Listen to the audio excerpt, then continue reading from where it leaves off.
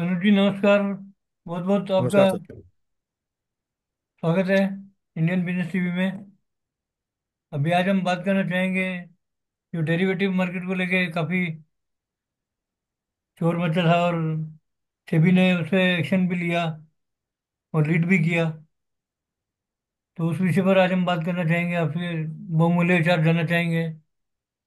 जी sir. तो हम शुरू करते हैं इसका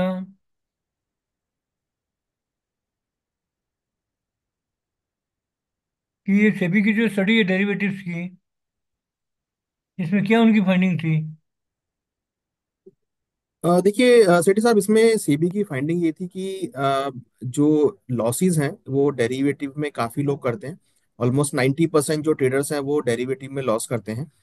ये इनका फाइंडिंग था। दूसरा फाइंडिंग ये था कि जो उसमें एज है, उसमें करीबन ऑलमोस्ट 70-80% वो लोग हैं जो 25 से लेकर 30 साल के बीच के लोग हैं जो डेरिवेटिव में ट्रेड करते हैं और लॉस करते हैं। तो कहीं ना कहीं जो लॉस था, ट्रेडर्स लॉस जो कर रहे थे, उसका एक फंडिंग यहाँ पर आता हुआ दिखाई दे, क्योंकि बहुत स्पीड से वॉल्यूम इंक्रीज होता हुआ दिखाई दे रहा था। बहुत स्पीड से अगर आप देखेंगे तो कहीं ना कहीं जो मार्केट पार्टिसिपेशन था वो बढ़ता हुआ दिख रहा था, जिसमें एज जो था वो 25 से लेकर 30 साल के बीच में था। तो ये कहीं ना कहीं सेबी का फाइंडिंग था कि लोग विदाउट नॉलेज मार्केट में ट्रेड कर रहे थे। केवल मार्केट को एज अ स्पेकुलेट स्टेशन देखकर वो ट्रेड करने आ रहे थे और वहां पे लॉस बियर कर रहे थे। तो इस वजह से सरकार जो सेबी का रीडिंग था वो यही था कि मार्केट में without awareness, without knowledge, only खाली ट्रेड करने के लिए लोग आ रहे थे विदाउट एनी प्रॉपर एंगेजमेंट। मतलब अपनी भड़ास निकाल रहे थे। यू कैन से कि देखिए, कोविड में ये सबसे ज्यादा कोविड में देखा गया कि कोविड के टाइम पे लोगों को उनको ऐसा फील हो रहा था कि जैसे ऑनलाइन गेमिंग हुई है। क्योंकि आप देखिए कि कोविड के टाइम पे बहुत सारे ऑनलाइन गेम्स मार्केट में आए थे, तो लोगों को ये लगा कि ये ऑनलाइन गेम की तरह है, यहाँ पर आप बाय और सेल कर सकते हैं, ऑप्शन में स्ट्रेटेजी बना सकते हैं। जबकि ऑप्शन एक ऐसा प्रोडक्ट है या डेरिवेटिव एक ऐसा प्रोडक्ट है जहां पर आप एन नंबर ऑफ स्ट्रेटेजी बना सकते हैं, बट इसके लिए टाइम लगता है, इसके लिए नॉलेज चाहिए, इसके लिए डेप्थ आपके पास मैथमेटिकल नॉलेज होना चाहिए। पूरी कैलकुलेशंस आपको समझ में आनी चाहिए। बट विदाउट, अगर आप कैलकुलेशंस करते हैं या बिना समझदारी के काम करते हो, डेफिनेटली लॉस देखने को मिल सकता है। तो वो लॉस जो है, हमने देखा कि सेबी की स्टडी में आया कि 99% जो है लोग वो लॉस रखते हैं, लॉस बुक करते हैं डेरिवेटिव्स में। और जो एज गैप है, वो जो एज था वो 25 से लेकर 30 साल के बीच में था। तो एक तरीके से लोग इसको ऑनलाइन गेमिंग के तौर पे देख रहे थे। हमने देखा कोविड के बाद में इसका प्रचलन बहुत बड़ा था, और उसके बाद काफी लोगों ने अपने केवल डेरिवेटिव में ट्रेड करने के लिए अकाउंट ओपन कराए थे। इवन अगर आप देखेंगे तो इसमें कॉलेज गोइंग स्टूडेंट्स ने काफी पार्टिसिपेट किया, क्योंकि इसमें आपका एक इन्वेस्टमेंट कम लग रहा था, मार्जिन कम लग रहा था, और उसकी वजह से कम अमाउंट में आप एक अच्छा खासा ट्रेडिंग वैल्यूएशन आप कर सकते थे, ट्रेडिंग वॉल्यूम कर रहे थे, और साथ से प्रॉफिट बुक भी कर रहे थे, लॉस भी बुक कर रहे थे। तो एक इन्वेस्टमेंट कम होना ये सबसे बड़ा एक पहलू था, जिसकी वजह से हमने देखा कि सेबी ने अभी नई गाइडलाइन भी दी कि आपके पास फ्रंट एंड में जो मार्जिन है वो होना चाहिए, जो कि पहले नहीं था। तो सेबी ने ये भी फाइंड आउट किया कि कम अमाउंट होने की वजह से और लीवरेज मिलने की वजह से लोग इसमें ट्रेड कर रहे थे। मतलब जो लोग ट्रेड कर रहे थे उसमें ज़्यादातर अनुभव ही नहीं थे। आपका कहने का मतलब ये है। जी जी सेठी साहब, बिल्कुल। पर एक चीज ध्यान में आई है हमारे कि स्टॉक एक्सचेंजों ने जो प्रोडक्ट बनाए थे वो उनके अनुकूल बनाए थे। अभी आप बीएससी की साइट खोलेंगे तो उसमें पहले ही ऐड आएगा ऑप्शन का। तो स्टॉक एक्सचेंजेस का भी उसमें योगदान था, इनका जो पैसा वो गंवा रहे थे और उनको अट्रैक्ट करने के लिए।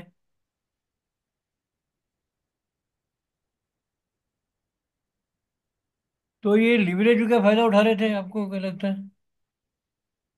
कि अगर आप डेरिवेटिव्स की बात करेंगे तो डेरिवेटिव्स में बहुत कम प्रीमियम में आप पोजीशन बना सकते हैं। अगर आप कॉल या पुट ऑप्शन ट्रेडिंग में अगर आप कॉल पुट बाय कर रहे हैं, तो वहां पर आप बहुत कम प्रीमियम में आप पोजीशन उठा सकते हैं। जैसे अगर आप out of the money call या आउट ऑफ द पुट में अगर आप ट्रेड कर रहे हैं, तो वहाँ पे मार्जिन बहुत नेग्लिजिबल्स होते हैं, राइट। तो वहां पर आप लेकर आप पोजीशन बना रहे थे और वहां पे ट्रेडिंग कर रहे थे। तो देखिए, एक्सचेंजेस की वेबसाइट पे हो सकता है कि एडवर्टाइजमेंट हो, बट उनका कभी भी ऐसा मोटिव नहीं रहा कि आप मार्केट में आए और विदाउट नॉलेज के, आप विदाउट अवेयरनेस के आप ट्रेडिंग करें। हमेशा से एक्सचेंजेस ने इसको प्रमोट किया है कि जब भी आप किसी भी इन्वेस्टमेंट प्रोडक्ट में आए, पहले आप उसकी प्रॉपर नॉलेज लें, अवेयरनेस लें, उसके जो नेगेटिव्स है पॉजिटिव है उसको समझें, और उसके बाद ही आप ट्रेड करें।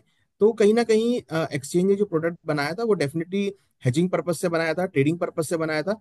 और हमने देखा कि उसका यूज भी काफी लोगों ने किया, ऐसा नहीं है कि नहीं यूज किया, लोगों ने यूज भी किया।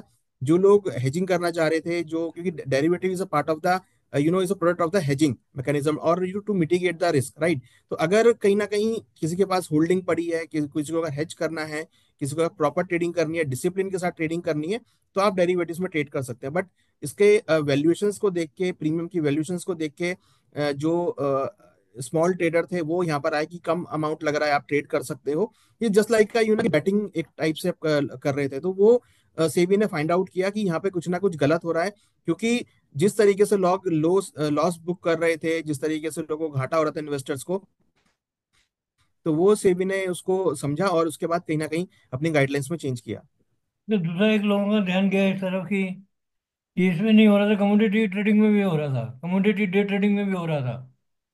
तो आपका क्या विचार है, आपको कुछ उसके भी भनक थी कि कमोडिटी देखिए, डे ट्रेडिंग में क्या? कमोडिटी अगर आप देखेंगे तो डिफरेंट, देखिए commodity is a different product और equity is a different product. Commodity अगर आप देखेंगे तो वहाँ पे अंडरलाइन आपके पास रहता है, मींस क्रूड भी आप देख रहे हैं, आप गोल्ड सिल्वर को भी देख रहे हैं, तो both are all are in underline. But अगर आप इक्विटी मार्केट की बात कर रहे हैं या अगर आप डेरिवेटिव की बात करें, तो वहाँ पे अंडरलाइन जो है वो कैश सेगमेंट रहता है, क्योंकि कमोडिटी में कैश सेगमेंट नहीं है। तो कहीं ना कहीं अगर आप देखेंगे तो कमोडिटीज सुबह 9 से लेकर रात को 11:30 बजे तक रहती है, जहां पर आप फिजिकली भी उसकी प्रेजेंस को आप देख सकते हैं। इक्विटी में अगर आप देखेंगे तो जनरली लोग सुबह 9:15 से लेकर 3:30 तक ट्रेड करते हैं। और जनरली एक्सपायरी में अगर आप देखेंगे तो बहुत सारे जो है लोग ऑप्शन सेल करके ट्रेड करते हैं, बहुत सारे लोग ऑप्शन बाय करके ट्रेड करते हैं। तो एक तरीके से थोड़ा नॉलेज हमने जो फाइंड आउट किया, हमने भी देखा कि काफी लोगों को नॉलेज नहीं था, केवल किसी दूसरे को देखकर वो मार्केट में उतर गए, चलो ट्रेड करते हैं, फिर लॉस हो गया तो फिर वो पीछे हट गए। तो हमें हमने भी काफी ऐसे फीडबैक देखे हैं कि जो कि किसी और को इन्फ्लुएंस होकर, और इसमें देखिए हमने ये भी देखा कि लोगों ने एक तरीके से एक इन्फ्लुएंस हो गए थे कि भाई चलो ऑप्शन में ट्रेडिंग करते हैं, कि ऑप्शन को समझना बहुत ईजी है। बट ऑप्शन जो it's a part of product, जहां पर आपको टाइम लगता है समझने में, और उसकी कैलकुलेशंस बहुत इंपॉर्टेंट है, जो कि बहुत इंपॉर्टेंट है, जिसको समझने में टाइम लगता है। तो अगर डेरिवेटिव्स में ट्रेड कर रहे हैं विदाउट प्रॉपर नॉलेज, अवेयरनेस और डिसिप्लिन के, तो अच्छा खासा पैसा बना सकते हैं। मगर अगर विदाउट नॉलेज, विदाउट अवेयरनेस और विदाउट डिसिप्लिन काम कर रहे हैं, तो वहाँ पे लॉस भी बुक होते हैं। आपको क्या लगता है सेबी ने बीमारी को जो मर्ज है जहाँ, उसको सही ढंग से पकड़ा? मतलब वही उन्होंने इशारा किया जहाँ गलतियां हो रही थी, उनका फोकस और लेंथ हाँ सही देखिए, था पूरा? बिल्कुल। अ, देखिए, आपने बिल्कुल ठीक कहा कि सेबी ने उस बीमारी को पकड़ा है, क्योंकि जो हमने देखा कि जो कॉलेज गोइंग स्टूडेंट्स थे, जिस टाइम उनकी एज होती है, आप अपने पैसे कमाने चालू करें और धीरे धीरे अपने पोर्टफोलियो में आप स्टॉक्स को ऐड करें, कैश सेगमेंट में ऐड करें, आप ट्रेडिंग में कम ध्यान दें कि आप इन्वेस्टमेंट पे ध्यान दें। और कहीं ना कहीं हम हमेशा से ये कहते आए हैं कि आपको इन्वेस्टमेंट और ट्रेडिंग का फंड अलग रखना चाहिए, जहां पर आप सारा पैसा ट्रेडिंग में डाल रहे थे। और हमने देखा था कि कुछ ना कुछ ये लोग इस मार्केट को कोरिलेट कर रहे थे ऑनलाइन गेमिंग के उससे, राइट। जबकि ये ऑनलाइन गेमिंग नहीं है। तो कहीं ना कहीं जो लोग अवेयर नहीं थे उनको भी ये लग रहा था कि ये एक ऑनलाइन गेमिंग की तरह है, जिसमें आप बहुत छोटे अमाउंट का सस्ता ऑप्शन, जिसको हम बोलते हैं सस्ता ऑप्शन काइंड ऑफ एक्टिविटी, लोग उसमें देख रहे थे कि बहुत खाली 50 पैसे में आपने ऑप्शन ले लिया, वो 2 रुपए 3 रुपए हो जाएगा। तो लोग वहाँ पे क्वांटिटी लेकर ट्रेड कर रहे थे, जबकि वो एक्सपायरी पर लॉस हो रहा था उसमें। तो कहीं ना कहीं लोग इस तरह से अट्रैक्ट हो रहे थे कि ये कहीं ऑनलाइन गेमिंग की तरह तो नहीं है। तो ये ऑनलाइन गेमिंग की तरह नहीं है, that is actually the trading in the stock market. तो अगर आप स्टॉक मार्केट में ट्रेडिंग कर रहे हैं तो stock market is a online game, is not a online game, right. It is a real world जहां पर आप स्टॉक मार्केट में ट्रेड करते हैं। तो कहीं ना कहीं ये भी एक हमने देखा था कि लोग इसको ऑनलाइन गेमिंग की तरह समझ रहे थे, तो कहीं ना कहीं उसकी वजह से लोग अवेयर नहीं थे। तो अब सेबी ने ये पकड़ा है कि भाई कहीं ना कहीं लोग इसको गलत साइड में लेके जा रहे हैं, तो सेबी ने उसको रोका और नई गाइडलाइन लेकर आए और कॉन्ट्रैक्ट साइज इंक्रीज करे, एक्सपायरी जो है वो उन्होंने शिफ्ट करी, जिससे कि जो छोटे ट्रेडर हैं जिनको अपनी मार्केट की नॉलेज नहीं है, पहले वो कैश सेगमेंट में अपना पोर्टफोलियो धीरे धीरे बिल्डअप करें, अपनी मार्केट को समझे, मार्केट को टाइम दें, और फिर उसके बाद धीरे धीरे स्टैगर्ड वे में वो पोजीशंस को बनाएं। तो आपको क्या लगता है सेबी ने जो डिसिप्लिन कड़ा किया है, अभी उससे प्रॉब्लम सॉल्व हो गई है? देखिए, उसकी वजह से ये तो हमने देखा है कि करीबन 37-40% के आसपास वॉल्यूम गिरा है। और उस वॉल्यूम गिरने में अगर आप देखेंगे तो कहीं ना कहीं जो स्मॉल ट्रेडर है वो मार्केट से बाहर हुए हैं। राइट, और इसमें हमने ये भी देखा है कि वो ट्रेडर बाहर हुए हैं जिनके पास बहुत छोटा अमाउंट था, जो केवल केवल प्योरली ट्रेडिंग करने आ रहे थे, जिनका कोई बेस नहीं था। तो कहीं ना कहीं वो यहाँ पर वॉल्यूम को ये हर्ट लगा है। मगर हाँ, ये जरूर सेबी ने स्टेप लिया है कि कहीं ना कहीं जो छोटे ट्रेडर हैं जिनको नॉलेज नहीं है वो एटलीस्ट नॉलेज लेकर मार्केट में आए, और जो अदर प्रोडक्ट्स हैं उसकी तरफ भी वो देखें। अच्छा, इसमें ब्रोकरेज फर्मों का क्या रोल था? उनका तो काम है पैसा बनाना। देखिए, ब्रोकिंग फर्म्स में अगर आप देखेंगे तो मैक्सिमम जो मार्केट का वॉल्यूम था वो करीबन 80% डेरिवेटिव ट्रेडिंग से ही आ रहा था। और डेरिवेटिव पे जो सेबी ने स्टेप लिया है कि आप की जो मंथ में केवल एक एक्सपायरी रहेगी, वीकली एक्सपायरी एक रख सकते हैं, और मंथली में एक्सपायरी रहेगी, तो जो वीकली एक्सपायरी कम होकर खाली एक एक्सपायरी रह गई है, उससे थोड़े वॉल्यूम हर्ट हुए हैं। कॉन्ट्रैक्ट साइज ऑलमोस्ट 18 लाख के कर दिया, तो कॉन्ट्रैक्ट साइज ऑलमोस्ट डबल हो गए हैं। तो उससे भी कहीं ना कहीं मार्जिन और प्रीमियम्स में इफेक्ट आया है। तो जो स्मॉल ट्रेडर थे वो नहीं अब एंट्री कर पा रहे हैं, क्योंकि अब अमाउंट जो है इन्वेस्टमेंट का बढ़ा चाहिए। तो बेसिकली मार्केट अब उन लोगों के लिए है जो थोड़ा सा बड़ा अमाउंट इन्वेस्टमेंट करते हैं। जनरली जब भी लोग बड़ा अमाउंट इन्वेस्टमेंट करते हैं तो वो सोच कर समझ कर निवेश करते हैं। तो मुझे लगता है कि जो जब वो बड़ा अमाउंट निवेश करते हैं तो वो उस पर एडवाइस भी लेते हैं अपने ब्रोकर से रिसर्च भी देखते हैं, खुद भी रिसर्च करते हैं, पढ़ते हैं, समझते हैं, और उसके बाद ट्रेड करते हैं। तो सेबी ने जो स्टेप लिया है उससे हमने देखा कि थोड़ा वॉल्यूम तो कम हुआ है, मगर कहीं ना कहीं नए रास्ते जरूर ओपन हो रहे हैं कि जिनको मार्केट में लोग अब समझदारी से ट्रेड करेंगे। वो कोई स्पेसिफिक रिसोर्सेज या टूल्स हैं जिसकी सहायता से डे ट्रेडर समझ सकते हैं, अपना कामकाज को सुधार सकते हैं और लॉसेज उनके कम हो, ऐसा कुछ कर सकते हैं? या ऐसे आप ऐसे ब्रोकरेज हाउस देखिए आप ट्रेनिंग देते हैं उनको? देखिए अगर आप देखेंगे तो मार्केट में अभी अगर आप डेरिवेटिव की बात करेंगे तो स्टॉक ऑप्शंस तो है ही, यहाँ पर फ्यूचर्स भी हैं, जैसे निफ्टी है, बैंक निफ्टी है। अब तो अगर आप देखेंगे तो बीएससी के जो सेंसेक्स है उसमें भी काफी अच्छा वॉल्यूम है, बीएससी का जो बैंकेक्स है उसमें भी काफी अच्छा वॉल्यूम है। तो अब निफ्टी, बैंक निफ्टी और सेंसेक्स, बैंकेक्स, ये चारों जो इंडेक्सेस है बहुत अच्छा परफॉर्म कर रहे हैं।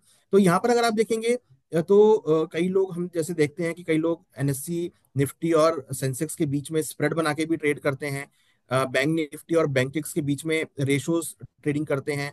और साथ में अगर आप देखेंगे तो ओपन इंटरेस्ट को लोग बहुत वैल्यू करते हैं। और कहीं ना कहीं जो इसके जो थीटाज होते हैं, जो ग्रीक्स होते हैं, उसको काफी वैल्यू करते हैं। तो अगर आप देखेंगे तो ऑप्शंस ट्रेडिंग जो है basically it's a product of the different different data. तो राइट, अगर आपको डेटा पढ़ना आता है, आपको अगर डेटा समझ में आता है, डेटा को इवेल्युएट करना आता है, टाइम वैल्यू ऑफ मनी को आपको देखना आता है, मार्केट की वॉलिडिटी आपको समझ में आती है, तो डेरिवेटिव में आप ट्रेड कर सकते हैं। तो अब चार इंडेक्सेस हैं एनएससी और बीएससी मिला के। तो मुझे लगता है कि यहाँ पर अब धीरे धीरे वॉल्यूम आता हुआ दिखाई देगा, और हम देख रहे हैं कि स्लो एंड स्टैगर्ड वे में एक बार तो वॉल्यूम गिरा था, बट अब धीरे धीरे जो है वॉल्यूम दोबारा से स्पीड पकड़ता हुआ दिखाई दे रहा है, क्योंकि अब इन्वेस्टर जो है वो थोड़ा पढ़कर समझकर मार्केट में आ रहा है। अब से भी बहुत सारे अवेयरनेस प्रोग्राम भी रखती है, एक्सचेंजेस भी अवेयरनेस प्रोग्राम ऑर्गेनाइज कर रही हैं, जिसकी वजह से इन्वेस्टर के बीच में डेरिवेटिव को लेकर अवेयरनेस जारी है। और अब जो ट्रेडर्स हैं, जो इन्वेस्टर हैं, वो अब डेरिवेटिव्स को एज अ इन्वेस्टमेंट प्रोडक्ट देख रहे हैं, एज अ ट्रेडिंग प्रोडक्ट देख रहे हैं, स्पेक्युलेटिव प्रोडक्ट नहीं देख रहे हैं। वो पूरा ध्यान लगा के यहाँ पे ट्रेड करते हैं, पूरी नॉलेज के साथ ट्रेड कर रहे हैं। अब आपने जो ध्यान लगाने की बात की तो उससे जानना चाहूँगा, डिस्कशन करेंगे उस पर।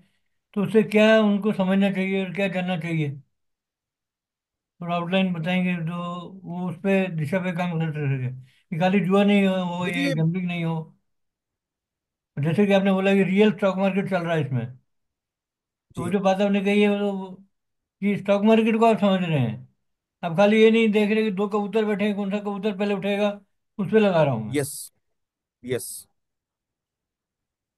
तो इसमें क्या उनको जानकारी चाहिए, जो नए वाले होते हैं उनको जरूरी सीखे हों। और जब तक वो प्रैक्टिस नहीं करें उसका, पहले पेपर ट्रेडिंग करें, थोड़ा अभ्यास करें, यस, उसके बाद में आए इसमें। देखिए क्या सबसे आपकी पहले तो ये एडवाइस है? देखें कि एक्सचेंजेस में कौन कौन से प्रोडक्ट हैं। जैसे अगर आप निफ्टी की बात करेंगे, एनएससी की बात करेंगे, तो वहाँ पे निफ्टी और बैंक निफ्टी है इंडेक्स में। बीएससी में अगर आप देखेंगे तो सेंसेक्स और बैंकेक्स है, जिसको आप ट्रेड देख सकते हैं। तो जनरली अगर आप देखेंगे तो Sensex is very renowned, Nifty is very renowned, bank Nifty also renowned, banking अब धीरे धीरे अपनी पहचान बना रहा है। तो ये चारों इंडेक्सेस में ट्रेड करें। कई बार क्या होता है कि हम ये देखते हैं कि डेरिवेटिव में लोग स्टॉक ऑप्शन में चले जाते हैं, और स्टॉक ऑप्शन में लिक्विडिटी सबसे बड़ा कई बार इशू हो जाता है, फिर वो डिलीवरी में कन्वर्ट होता है जहां पर अगेन लॉस होता है। तो सबसे पहले तो लिक्विडिटी को देखें, जिस सेगमेंट में आपको सबसे ज्यादा लिक्विडिटी दिख रही है आप उसमें आप ट्रेड करें। जहां पर आपको इजीली एंट्री एग्जिट मिल रहा है आप उस सेगमेंट में ट्रेड करें, उस इंडेक्स में आप ट्रेड करें। और कोशिश करें कि ऐसे सेगमेंट को चूज करें जो कि एक्सपायरी के बाद कैश सेटल हो। जैसे अगर हम आप अगर आप कमोडिटी की बात करते हो, तो कमोडिटी में अगर आप पूरे वॉल्यूम का पार्ट देखेंगे तो 80% वॉल्यूम करीबन क्रूड और नेचुरल गैस से आता है। तो क्रूड नेचुरल गैस से वॉल्यूम क्यों आता है? क्योंकि वो कैश सेटल कॉन्ट्रैक्ट है, वहां पर डिलीवरी का कोई फिगर नहीं है। अगर किसी की पोजीशन रह भी गई तो एक्सचेंज अपने आप उसको डीडीआर के थ्रू सेलेक्ट सेटल कर लेता है। तो वैसे ही आप कोई भी डेरिवेटिव में अगर जा रहे हैं तो ये देखें कि उसकी डिलीवरी का तो नहीं है। अगर डिलीवरी नहीं है, कैश सेटल कॉन्ट्रैक्ट है, तो आप उसको चूज कर सकते हैं। क्योंकि अगर डिलीवरी नहीं होगी तो एक्सचेंज ऑलमोस्ट क्लोजिंग रेट पर उसको, एक्सपायरी वाले दिन क्लोजिंग रेट पर डीडीआर के थ्रू उसको सेटल कर देगा। तो वो एक अगेन ट्रेडर्स इन्वेस्टर्स को लॉस नहीं होगा। दूसरा इंपॉर्टेंट, जैसे मैंने बताया कि वॉल्यूम देखना बहुत इंपॉर्टेंट है, कि आपको इजीली एंट्री एग्जिट मिल रहा है, वॉल्यूम में अच्छा खासा आपको हर रेट पर एंट्री एग्जिट मिल रहा है, उसके जो स्प्रेड्स हैं वो काफी कम है जो कि आपको इजीली एंट्री और एग्जिट करते हैं। तीसरा पार्ट आता है कॉस्टिंग का, कि आप ऐसे ब्रोकर को चुने जहां पर आपकी कॉस्टिंग कम है, जहां पर कि आपकी जो ब्रोकरेज है वो काफी कम है, जिससे कि आपको इजीली एंट्री और एग्जिट मिले। चौथा पॉइंट अगर मैं बात करूं तो derivative trading is a part of trading, right, it is not a investment. तो अगर आप ट्रेडिंग कर रहे हैं तो कोशिश करें कि जितना ज्यादा आप अपने पोर्टफोलियो को चर्न करेंगे, जितना ज्यादा पोर्टफोलियो को आप मूवमेंट देंगे ट्रेडिंग के लिए, क्योंकि ट्रेडिंग के लिए इंपॉर्टेंट होता है पोर्टफोलियो में चर्निंग। तो जितनी पोर्टफोलियो में चर्निंग होगी उतना ही आपको रिटर्न आप उसमें निकाल पाएंगे। तो अगर आप ऑप्शन ट्रेडर्स को देखेंगे, जो वेल स्टेब्लिश ट्रेडर्स हैं या जो वेल स्टेब्लिश डेरिवेटिव ट्रेडर है, वो पूरे डिसिप्लिन के साथ ट्रेड करते हैं।